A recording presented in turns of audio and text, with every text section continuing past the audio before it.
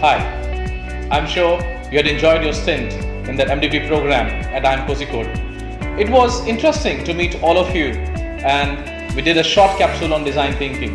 This video is to reinforce, reboot the learnings what we had in that design thinking capsule. Now if you remember, we started off by understanding what is design thinking. To me, design thinking is a way of life, because design thinking can be applied not only in your product or services, that in professional life, however, it has got a lot of application in our personal lives as well. We were told to draw the portrait of our partner, door, house, innovation, and we realized how we are marred with conformity. Even though I told you to draw a house, majority of us ended up making a hut. I told you to draw a baby, there were a couple of strands which were made. Have you ever seen a baby like that? Well, not really. The whole idea, the first thing which design thinking expects from you is to build your creative confidence. Now mind you, creative confidence is not talking about how good an artist you are. Creative confidence talks about how good or how can you articulate your thoughts, your ideas into pictures. It can be absolutely messy, absolutely no problem. Let it be messy. We are not looking at how good the drawing is.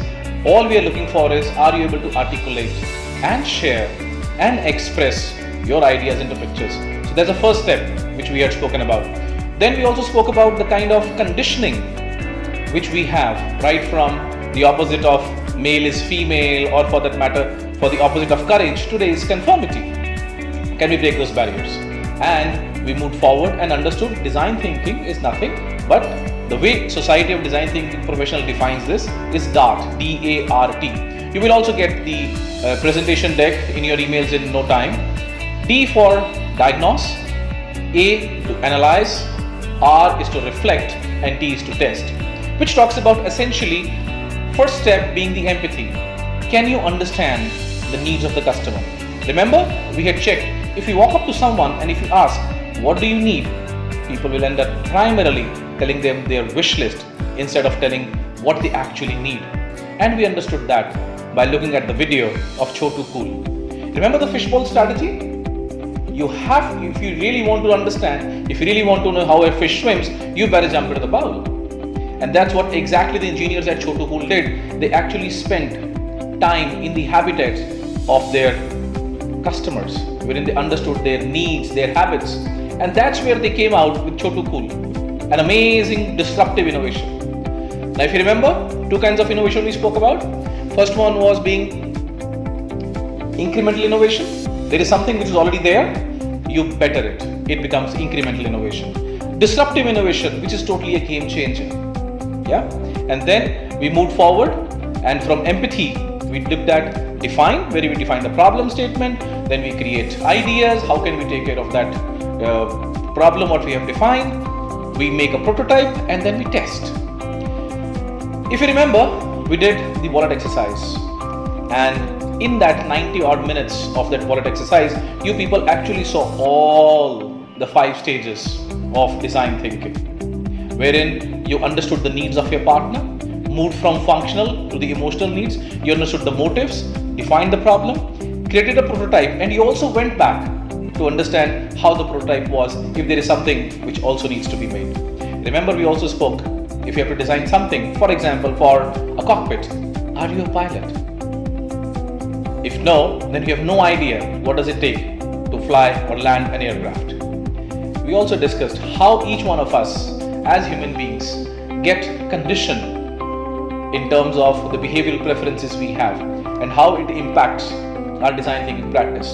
The first one was governor, somebody who thinks I am right, somebody who will say my way or the highway, somebody who has got high ego, somebody who will look directly into you, will tell you what it is, whether you like it or not, your problem. Second type we discussed was a first stirrer, somebody who is extremely emotional driven. The innate need for a stirrer is like me. So he'll end up doing a lot of things which will ensure that people end up liking him. At the same time, they talk too much. So in the design thinking ideation piece, we must be careful that if I'm a stirrer, it should not happen that I start from point A, I end up somewhere else. Then we also spoke about the third kind, which is an includer. Somebody who's calm, somebody who's quiet, whose innate need is to accept me. Now, if you are an includer, the implication for you in the design thinking practice is you may not end up expressing your own ideas unless otherwise somebody asks you for that. And the fourth one was of somebody, holding that magnifying glass. Somebody, what we say, is an investigator. Now, an investigator is somebody who will look for what is right. All his actions emanate from the fact that is he doing the things right. So mind you, analysis also makes it a paralysis. Which means all these four behavioral preferences, one of it is predominant me. Now, do I know what is that style? 2, do I know what are the benefits of that? And 3, do I know what are the consequences of that? And we summed up the program by looking at the video of the shopping cart, wherein you could actually see all the stages of design thinking, right from understanding the customer, which is empathy, analyzing, creating prototypes, testing with the users, right, through a shopping cart experience done by a company called IDEO. I hope this video will help you to refresh your memories on what we did in those 4 hours in the IMK campus. I wish all of you all the best. Stay in touch. Good luck. Bye-bye.